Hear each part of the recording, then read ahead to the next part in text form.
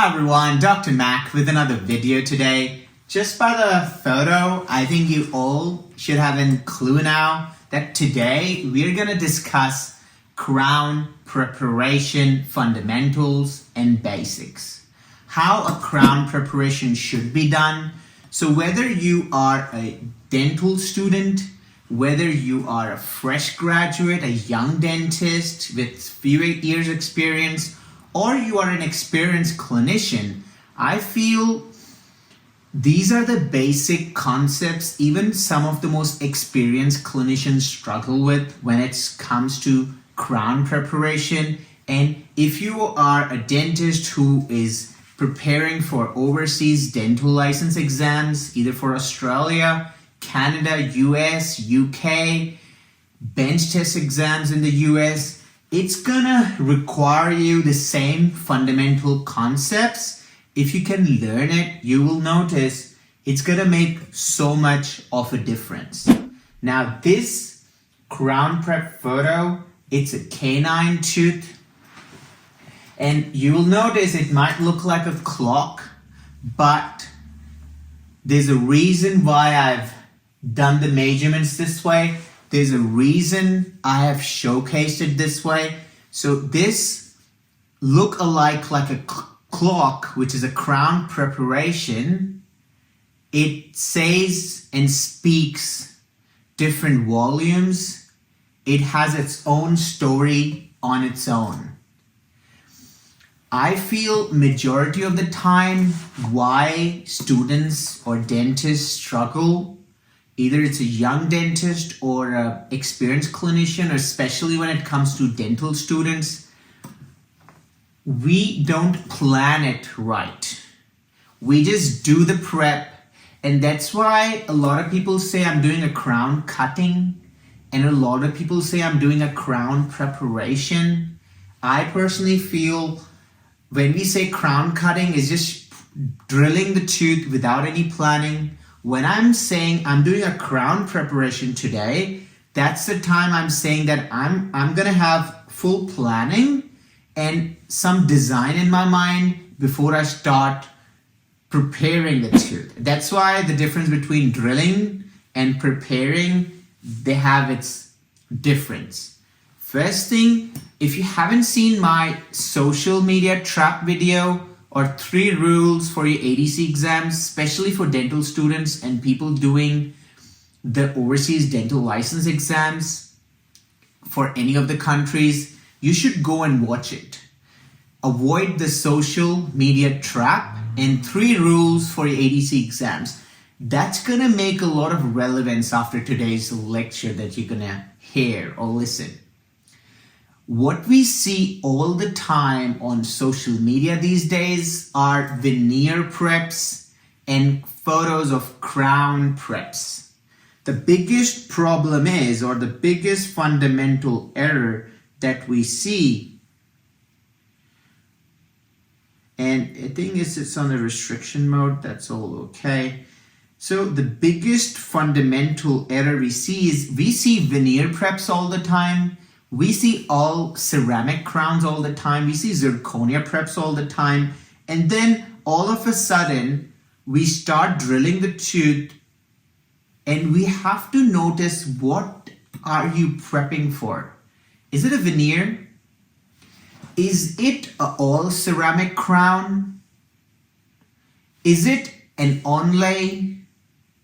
Or is it a porcelain fused to metal crown? Now, a lot of dental exams, especially Australian Dental Council exam, ask you a porcelain fused to metal crown. They are not asking you for an all ceramic crown. But the problem is our eye has captured all the veneer photos and all ceramic crown photos that we see on social media all the time. So we have registered an image that we are trying to recreate when we're doing our crown preparation.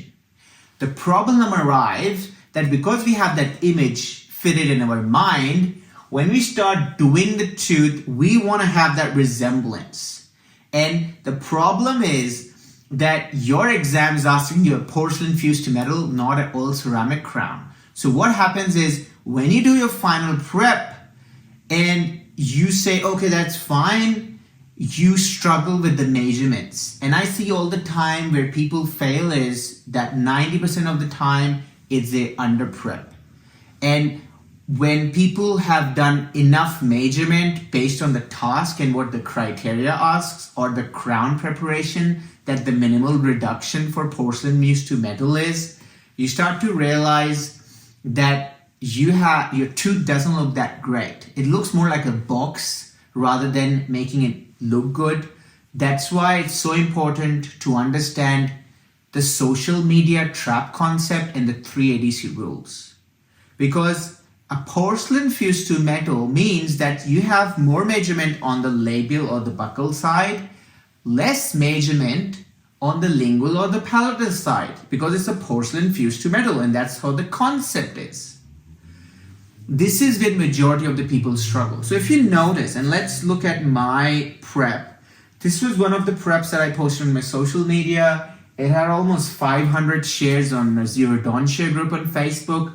It had an enormous amount of likes and comments, and my DM was full about, asking about how can I do such beautiful prep. But if I come out of how it looks and look at the foundation that I'm trying to clarify with this, everyone will try to understand that the concept is more important.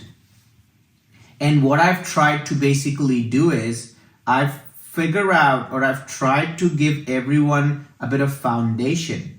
And what the foundation is that we want to try to find out how much is my buccal reduction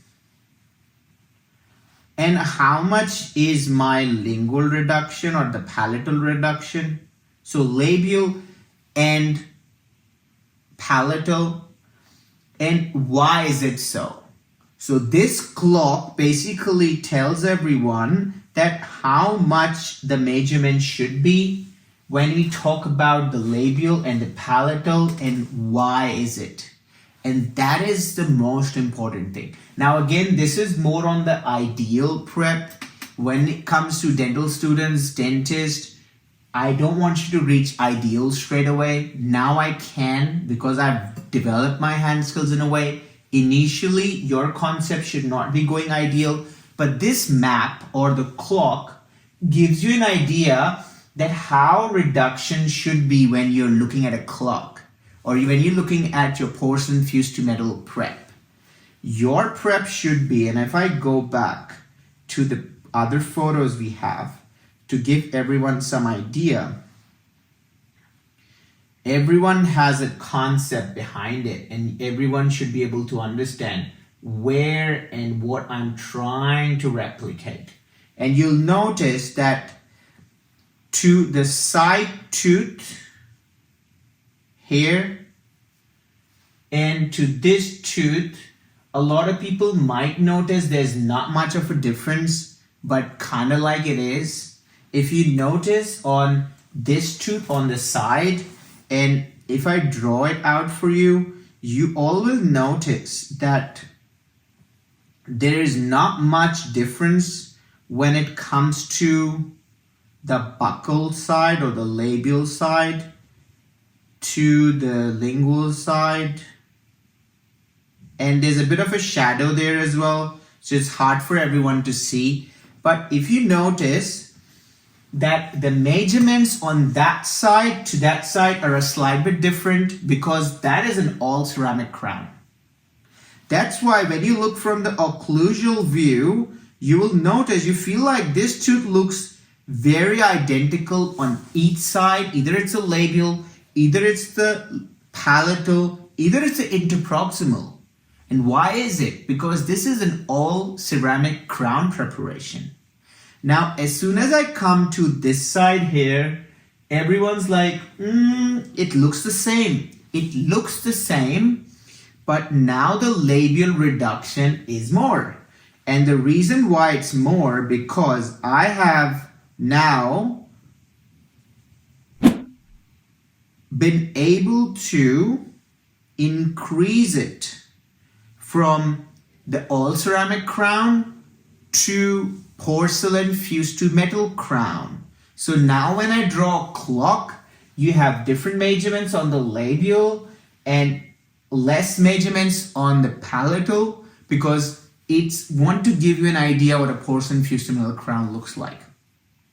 So foundations are important, your planning is very important, and I'm gonna go ahead today about first, your planning should be in your mind. So when you're prepping the tooth, you exactly know what you're doing. At the same time, what I also want everyone to do is to be able to have some concepts and foundation on the steps of when we do a crown prep.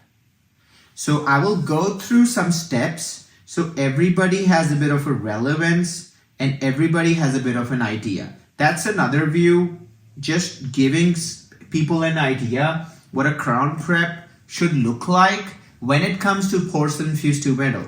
Now, if it was a all ceramic crown, you will notice ideally there should be not much difference between the labial and the lingual. But when you start to see difference between labial is more, lingual is less, that's the time you can say that this is more now towards the porcelain fused to metal.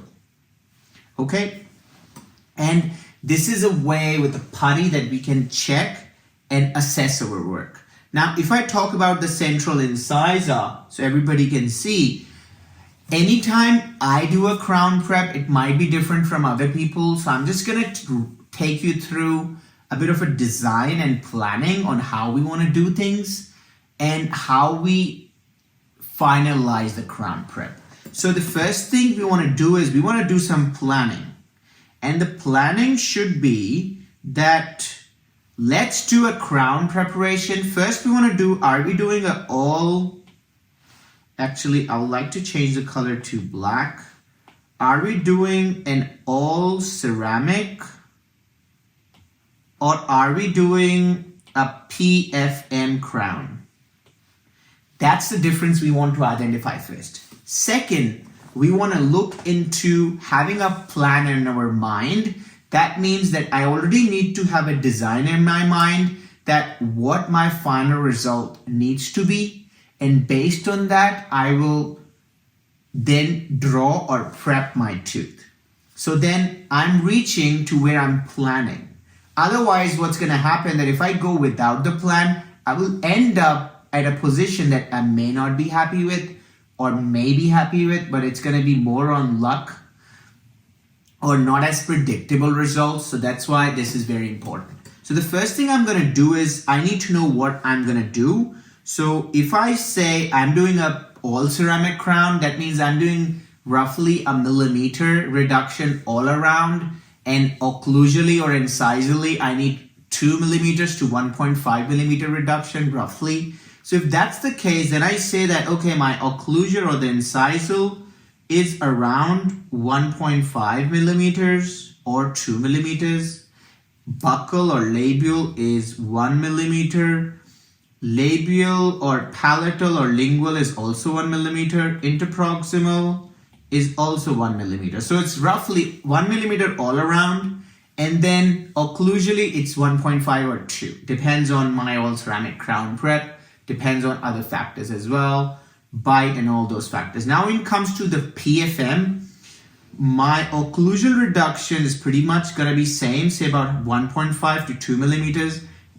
Depends on the criteria you're following, American board, Canadian board, Australian board. Generally for Australian board, it's 2 millimeters to 3 if you're looking at the satisfactory criteria. So if I say 2 millimeters, then comes to labial. And labial, I'm going from 1.2 to 1.5, which is satisfactory criteria. So if I say roughly 1.2, lingual is generally starts from 0.5 to 1. So, and we're talking about the margin right now. So I'm going to go maybe 0.6, a bit on the safer criteria. Then I go lingual reduction. I will go maybe another 0.6 to 0.8. And then interproximal reduction, I will go maybe same 1.1 to 1.2. And then once I have developed everything, it's all about merging. So what I understand now that if I'm following a porcelain fused to metal, my measurements should be this, and that's what my plan is. If I'm doing an all ceramic crown, that this is my plan and this is what I want to do. For today, I'm gonna take you through porcelain fused to metal. So I'm gonna go ahead and focus on these measurements, which were 2 millimeters on the incisal or occlusal. Labial, we're going 1.2. Lingual, we're going 0.6 to 0.8. From margin to all above. Occlusal, 2 millimeters. Interproximal, or in between the teeth, I'm going say about 1.1 millimeters.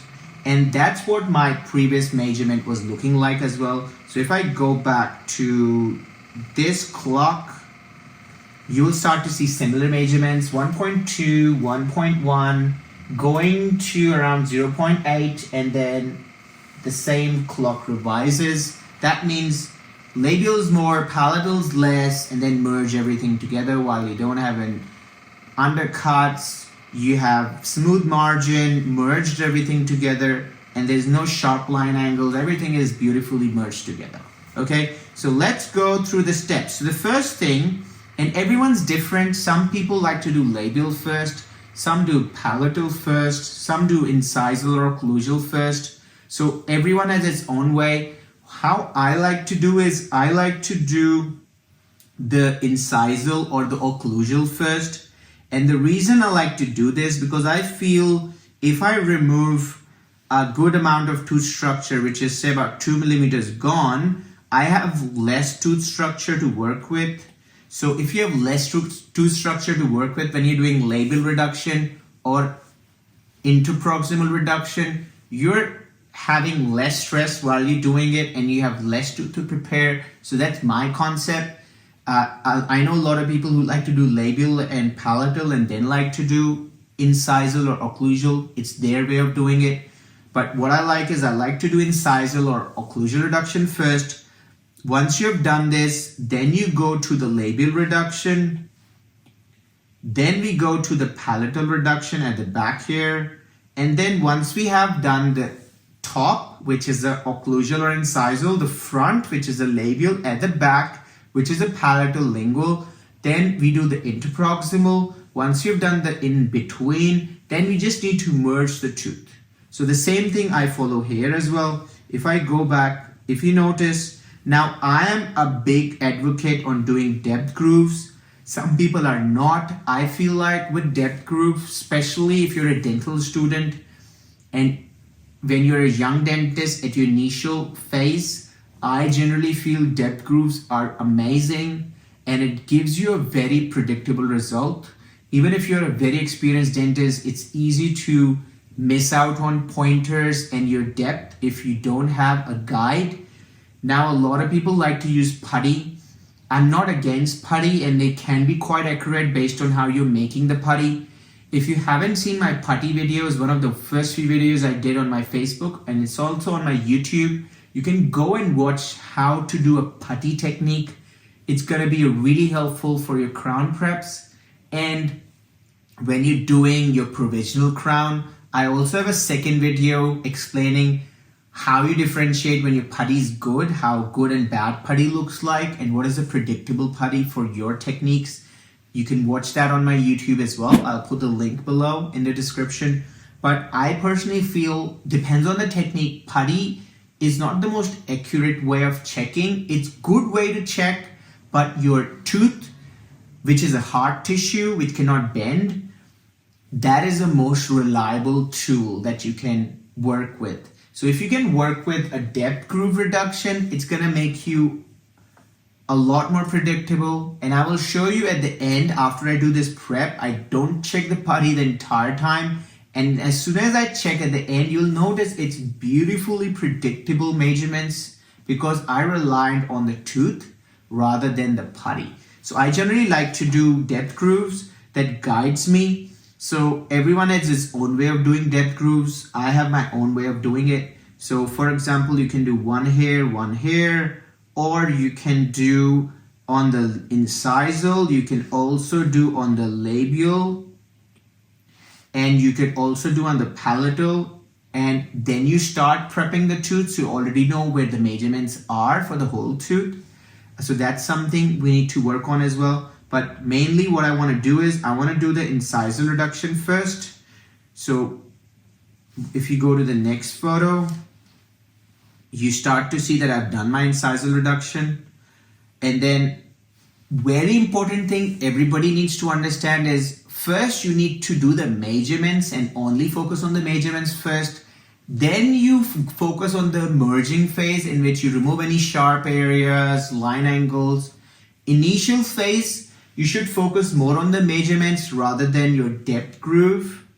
And then the second, once you have done the measurements, then you should focus on your sharp areas because your eye wants to go in and correct everything. But if you just focus on getting the measurements first, at the end, once you've done the measurements, you can refine and merge everything together.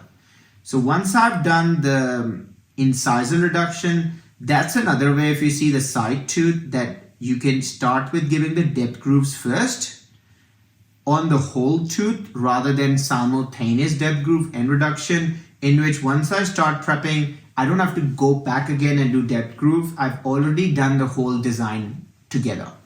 And then basically we have done the incisal reduction. It's just an other view of understanding it. The reason why I like to do the whole depth grooves on the whole tooth together, because you'll notice the tooth is never straight. The tooth is divided into 3 planes. So if I, for example, draw on the side here, I've seen this mistake a lot of people do. They do the tooth in a single plane like this. Or let me draw it a bit better, like this. The problem is the tooth is never in one plane, it's in 3 planes. So you have the incisal or the second plane, and then the main tooth, and then, so it's 3 where the tooth turns. On the incisal or the secondary plane, then you have the facial, then you have the gingival. So the tooth is always turned, not straight. And that's when we do the prep as well. We want to follow it along. If you look at this canine, you'll notice it's not straight. It has a turn to it. And that's ideally what your prep should notice as well, that it has a turn. It's not in a single plane. Otherwise, your measurements are gone as well. That's why depth reduction grooves are very important. Otherwise, you miss out on things. And at the end, you're 100% reliant on the putty. And if your putty is not good, then you don't know where you're heading. Okay? So this is just another photo just to showcase everyone how depth grooves or the depth reduction looks like. And everybody has its own way of doing it. It's just me showing everyone what I feel or you should do. Then once you have done the incisal reduction, we're going to the labial reduction, and then you'll notice the whole labial is done. I generally like checking with a mirror because I feel that's the most prominent angle or the reliable angle to check in. Otherwise, you turn and twist and you feel like you lose out on the angle.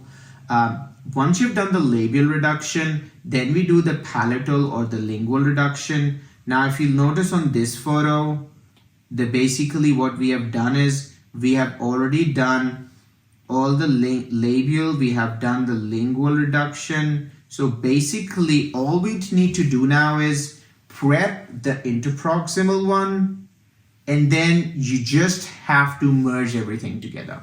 So once you have done the labial, then you have done the lingual, and then you basically go to the interproximal. You do one side, if you see here, and then this is a perfect view of the mirror to check, and then you go to the other side after you've done the first one, and this is a bit more clearer image for everyone to see how it's done. Then you go to the other side, and this is, you notice now, this is clearing it out as well. I have my own ways that I explain in my online masterclass on how to do the depth grooves predictably, how to do the measurements predictably, how not to damage the adjacent tooth, and what are the ways you can do predictable measurements. So that's my way of doing it, but everybody has its own way. But the objective remains the same, that you do the lingual, labial, or labial, lingual, start with incisal or do the incisal at the end, And then once you've done the interproximal, you merge everything together, and then you just refine, check your measurements to the point where you're happy with everything. So once you've done the interproximal, your tooth should look something like this. At the moment, we're not worried too much about how it looks. We just want the measurements. And then you basically are going to the point where you have something like this, in which you have done the lingual, labial is good. You have done the lingual. You have done the interproximal. So if I mark it in different lines, your labial is there, your palatal is here, your interproximal is here. Now, once you have done this, your crown prep is basically done. All you need to do is merge everything together and then just check your measurements. Now, if you note, and if I go back to another photo, this was the prep, and look at the putty. Now, one thing which everyone needs to understand, and I was explaining to my student that what the putty difference is, that if you notice first the measurements, can you see how predictable the measurements are all the way through? Why is it? Because I did not rely on the putty. I relied on tooth as a guide. Now, hard tissue never lies or cannot change. So a predictable guide is your depth grooves. And if you know exactly how to do the depth groove predictably and what are your concepts on what measurements to give to achieve the final result, because your depth groove should be a bit less than the final. So then by the time you finish, polish, refine, you should get the final result to what you had planned in mind. And that's what's so important, to get this concept right, that if you have a predictable measurement, your crown prep should not be a fault. But the problem is we rely so much on the putty these days that we end up looking at it and we feel like, oh my God, something's not right. The problem was you relied so much on the putty, and if your putty is not accurate or reliable, then what you see here is just gonna be something that you might regret later. Let's look at this one again. If you notice, it's again a work by one of my students, but it shows you an idea how a porcelain fused to metal difference should look like, that the labial is more and the palatal is less. One thing, if you notice what the student did here, she or he, let's not name it that way, the person who did this prep relied too much on the putty. So you notice the mistake here. What they've basically done is their measurement is good here, but they have less measurement on this side. Why? Because initially they did not do the depth grooves and the secondary plane was less. So this is under prep here, but it's good reduction here. So that's how predictable measurements are important, and I feel your depth grooves are your main guide, not your putty. So that's something that everyone, I feel, should learn and understand. And if you go back to my crown prep again, you'll notice this is exactly what we have done. And that's why it looks so predictable, even on the top part as well and the bottom part, every area, because when I work on my tooth, I rely on the depth grooves. I don't rely on the putty. I use the putty to double check it, but 99% of the time when I double check it, the measurements are very accurate because my tooth reduction grooves that I gave, I exactly know what things to follow. I think majority of the time why people are failing in crown preps and where they struggle is they miss out on the tooth, how it looks. They miss out on depth grooves. They don't know how to give depth grooves properly. They don't know how predictably to do a crown prep and what are the steps to follow.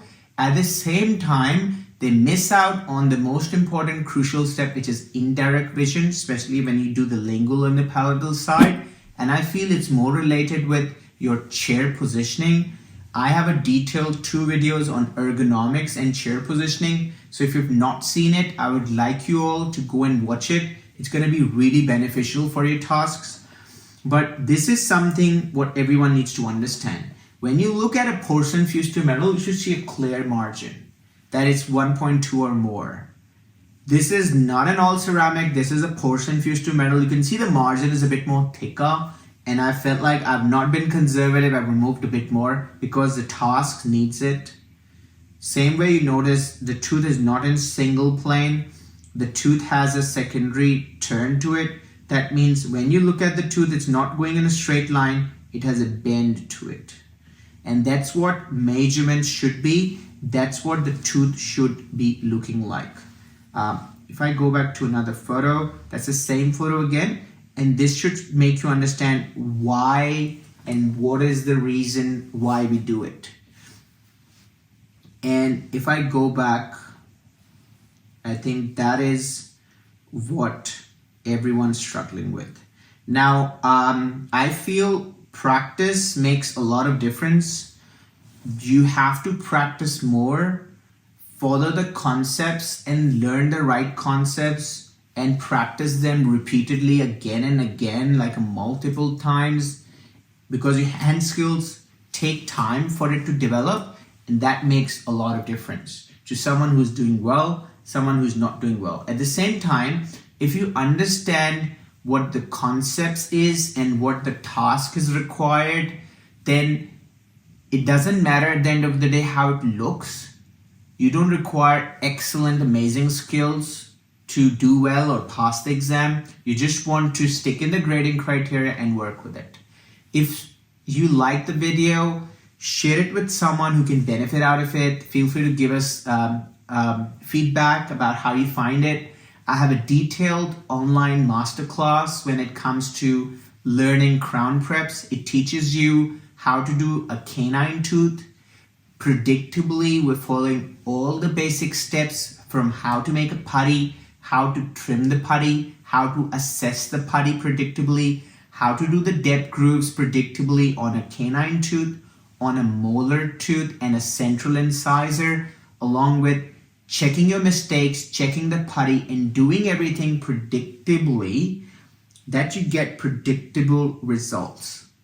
I will put the link of my online page, Dr. Mak Dental Academy, and link for my online masterclass in the link below. So if anybody want to perfect their task or get better learning and get predictable results, you can look into it. We have special discounts for dental students anywhere around the globe. You can message me on my Instagram, Dr. Murtaza Mak, and DM us Crown Prep, and I will be able to message you about how you can avail the discount if you're a dental student. And hope this video has been helpful, giving you a bit of tips and tricks and idea how to do a crown prep and how to plan everything and how to visualize things. And we will like to do more videos like this. Feel free to give us your feedback and what more would you like me to teach you, and I'll be more than honored, and it's always a pleasure to share knowledge. So I hope everyone is great, and we'll see you all with another video. God bless you all.